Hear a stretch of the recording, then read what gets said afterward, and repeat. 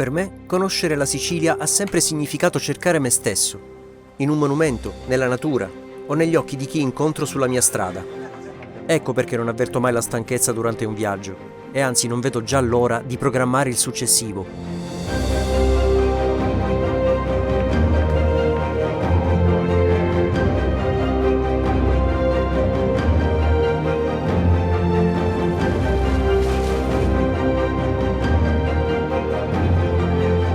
Mi chiamo Lorenzo Mercurio, sono un antropologo e vi porterò con me a scoprire l'isola più grande del Mediterraneo.